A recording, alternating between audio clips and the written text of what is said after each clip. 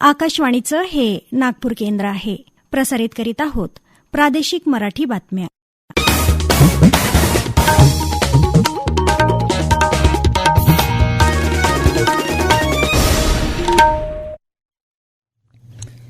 आकाशवाणी नागपूर.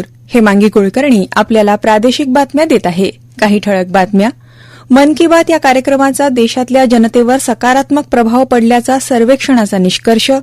शालेय शिक्षण अभ्यासक्रमात कृषी विषयाचा समावेश होणार. अभ्यासक्रम आराखडा लवकरच निश्चित होणार. कृषी मंत्री अब्दुल सत्तार यांची माहिती. खरीप हंगामासाठी संरक्षित साठा तयार करण्याची कृषी मंत्र्यांची यंत्रणेला सूचना. नागपूर महानगरपालिकेच्या उद्यान विभागामार्फत मनपा क्षेत्रात असणाऱ्या विविध वृक्षांची गणना केल्या जाणार. आणि नागपूरमध्ये वादळी वाऱ्यासह अवकाळी पावसाची हजेरी. यवतमाळमध्ये गारपीट झाल्याची नोंद. आकाशवाणीवरून प्रसारित होणाऱ्या मन की बात या कार्यक्रमाचा देशातल्या जनतेवर सकारात्मक प्रभाव पडला असून जनतेमध्ये आनंदी आणि आशादायक भावना निर्माण झाली असल्याचं एका सर्वेक्षणातून समोर आलं आहे. प्रसार भारती आणि आयआयएम रोहतक यांनी हे सर्वेक्षण केलं. मन की बातच्या श्रोत्यांच्या प्रतिक्रिया आणि भावनांचं विश्लेषण या शीर्षकाखाली झालेल्या सर्वेक्षणाबाबत आयआयएम रोहतकचे संचालक प्राध्यापक धीरज पी शर्मा यांनी काल नवी दिल्लीत माध्यमांना माहिती दिली. सुमारे 96% लोकांना मन की बात बद्दल माहिती आहे आणि 100 कोटींपेक्षा अधिक लोकांनी हा कार्यक्रम किमान एकदा तरी ऐकलेला अथवा दूरचित्रवाणीवर पाहिलेला आहे, तर 23 कोटी लोकांनी हा कार्यक्रम नियमितपणे ऐकला आहे, असं प्राध्यापक शर्मा यांनी सांगितलं. मन की बात ऐकल्यानंतर सुमारे 60% लोकांनी राष्ट्र निर्माणाच्या कार्यात रस असल्याचं सांगितलं आणि 59% लोकांनी केंद्र सरकारवर विश्वास व्यक्त केल्याचं देखील या सर्वेक्षणातून पुढे आलंय.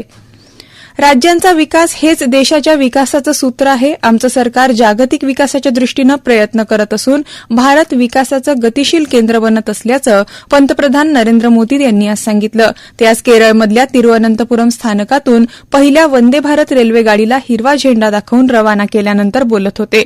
ते पुढे म्हणाले की 400 वंदे भारत ट्रेन देशभरात चालू करण्याचा मानस असून या रेल्वे पर्यावरणपूरक आहे. रेल्वेचं जाळं देशभरात पसरवण्यासाठी मोठ्या प्रमाणावर गुंतवणूक करण्यात आली असून रेल्वे स्थानकांना आधुनिक बनवण्याचं काम सुरू आहे, असंही त्यांनी सांगितलं. उत्तराखंडमध्ये केदारनाथ मंदिराचे दरवाजे भाविकांच्या दर्शनासाठी खुले झाले असून बाबा केदारनाथ पंचमुखी विग्रह डोली काल केदारनाथ मंदिरात पोहोचली. आज सुरुवातीला पूर्वेकडील आणि त्यानंतर पश्चिमेकडील दरवाजा उघडण्यात आला. केदारनाथच्या दर्शनासाठी भाविक मोठ्या संख्येनं तिथं पोहोचले आहेत. कृषी विषयाचा समावेश शालेय शिक्षणाच्या अभ्यासक्रमात समाविष्ट करण्याबाबतचा प्राथमिक अहवाल आज शिक्षण विभागानं स्वीकारला आहे. याबाबत तज्ज्ञांची समिती नेमून अभ्यासक्रमाचा आराखडा निश्चित केला जाणार असल्याची माहिती कृषी मंत्री अब्दुल सत्तार यांनी दिली. या संदर्भातील अहवाल आज मंत्री सत्तार यांनी शालेय शिक्षण मंत्री दीपक केसरकर यांच्याकडे सुपूर्द केला. कृषी केंद्रात आशयामुळे शेतीचं अध्ययन होईल, शेतीकडे विद्यार्थ्यांचा ओढा वाढेल, तसंच शेती आणि शेती व्यवसाय करणाऱ्यांबद्दल जाणीव आणि संवेदनशीलता निर्माण होईल, असा विश्वास यावेळी सत्तार यांनी व्यक्त केला. कृषी शिक्षण विषयक एकात्मिक आराखडा तयार करताना इयत्ता 1ली ते 5वी, 6वी ते 8वी आणि 9वी ते 10वी अशा पद्धतीनं अभ्यासक्रम ठेवावा. कृषी विषयक प्रशिक्षणासाठी जे साहित्य आणि मदत लागेल ते करण्याची कृषी विभागाची भूमिका असल्याचं त्यांनी सांगितलं आहे. वैज्ञानिक आणि तकनिकी शब्दावली आयोग, शिक्षण मंत्रालय, भारत सरकार नवी दिल्लीच्या वतीनं महात्मा गांधी आंतरराष्ट्रीय हिंदी विश्वविद्यालय वर्धा इथं त्रिभाषा मूलभूत जनसंचार शब्दकोश तयार करण्याकरता 17 ते 21 एप्रिल 2023 पर्यंत बैठकीचं आयोजन करण्यात आलं होतं. बैठकीत जनसंचार या विषयासाठी सुमारे 2300 नवीन मराठी शब्द तयार करण्यात आले, जे वैज्ञानिक आणि तकनिकी शब्दावली आयोगातर्फे प्रकाशित केले जाणार आहे. या प्रादेशिक बातम्या आपण आकाशवाणीच्या नागपूर केंद्रावरून ऐकत आहात. आमच्या केंद्रावरील सर्व बातम्या ऐकण्यासाठी आणि ताज्या घडामोडी जाणून घेण्यासाठी Marathi news Nagpur all India radio या आमच्या युट्यूब चॅनलला नक्की सबस्क्राईब करा. येत्या खरीप हंगामात युरिया आणि डीएपी खताची कमतरता जाणवणार नाही या दृष्टीनं नियोजन करा. काळा बाजार करणाऱ्या कंपन्यांचे प्रतिनिधी आणि दुकानदार यांच्या तपासण्या करून त्यांच्यावर कडक कारवाई करा. शेतकऱ्यांसाठी आवश्यक खतांचा संरक्षित साठा तयार करून ठेवा, असे निर्देश कृषी मंत्री अब्दुल सत्तार यांनी कृषी यंत्रणेला दिले आहे. खरीप हंगाम 2023 साठी युरिया आणि डीएपी खताच्या नियोजनाबाबत आज सत्तार यांनी कृषी विभागाच्या अधिकाऱ्यांसोबत बैठक घेतली. नागपूर महानगरपालिकेच्या उद्यान विभागामार्फत मनपा क्षेत्रात असणाऱ्या विविध वृक्षांची गणना केल्या जाणार आहे. या अभियानाची सुरुवात काल शहरातील 262 वर्ष जुन्या पिंपळाच्या वृक्षाचं नागपूर महानगरपालिका आयुक्त आणि प्रशासक राधाकृष्णन बी यांच्या हस्ते पूजन करून करण्यात आली. यावेळी शहराच्या पर्यावरणपूरक विकासासाठी वृक्ष संवर्धन करणं आवश्यक असल्याचं प्रतिपादन आयुक्त राधाकृष्णन बी यांनी केलं. पर्यावरणाचा समतोल राखण्यासाठी वृक्ष अत्यंत गरजेचे तसंच शहराच्या पर्यावरणपूरक विकासासाठी वृक्ष संवर्धन करणं आवश्यक आहे. याकरता शहरातील वृक्षांची गणना करणं देखील आवश्यक आहे. यापूर्वी मनपातर्फे प्रथम वर्ष 2021 साली वृक्ष गणना करण्यात आली असून त्यानुसार नागपूर शहरातील वृक्षसंख्या 21,43,838 इतकी आहे.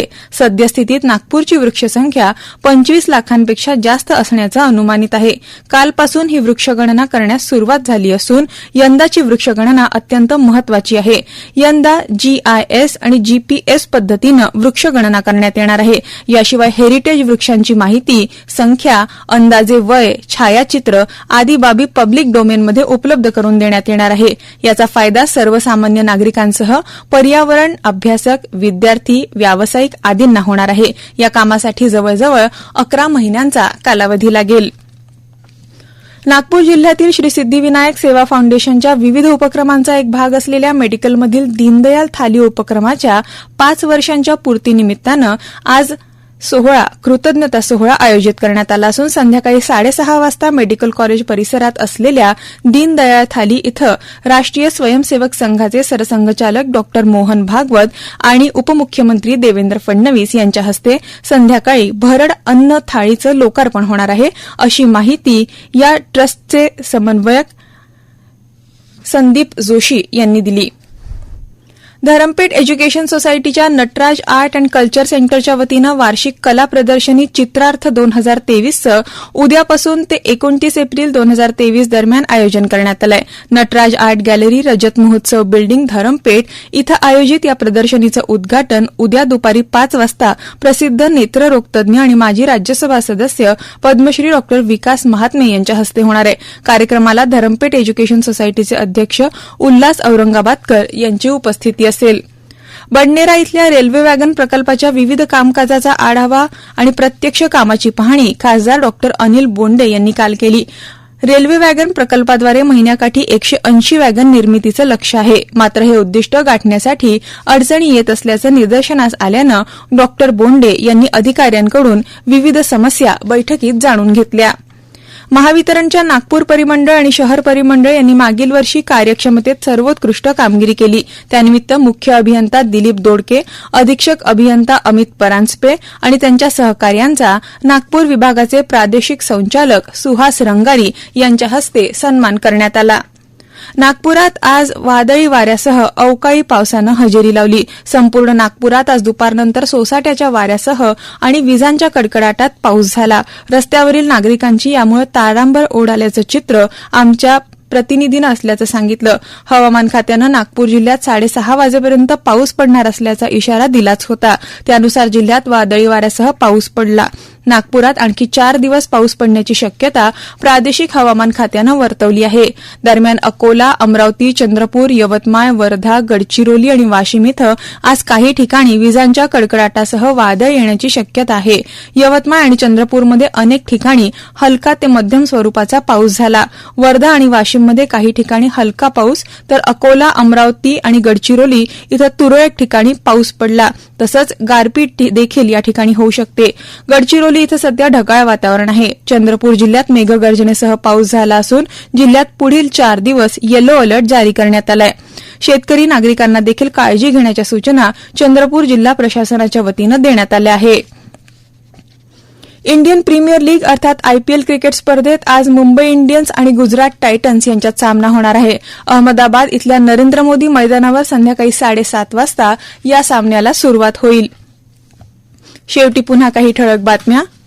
मन की बात या कार्यक्रमाच्या देशातल्या जनतेवर सकारात्मक प्रभाव पडल्याचा सर्वेक्षणाचा निष्कर्ष, शालेय शिक्षण अभ्यासक्रमात कृषी विषयाचा समावेश होणार, अभ्यासक्रम आराखडा लवकरच निश्चित होणार, कृषी मंत्री अब्दुल सत्तार यांची माहिती, खरीप हंगामासाठी संरक्षित साठा तयार करण्याची कृषी मंत्र्यांची यंत्रणेला सूचना, नागपूर महानगरपालिकेच्या उद्यान विभागामार्फत मनपा क्षेत्रात असणाऱ्या विविध वृक्षांची गणना केल्या जाणार आणि नागपूरमध्ये वादळी वाऱ्यासह अवकाळी पावसाची हजेरी. याबरोबरच हे प्रादेशिक बातमीपत्र संपलं. नमस्कार.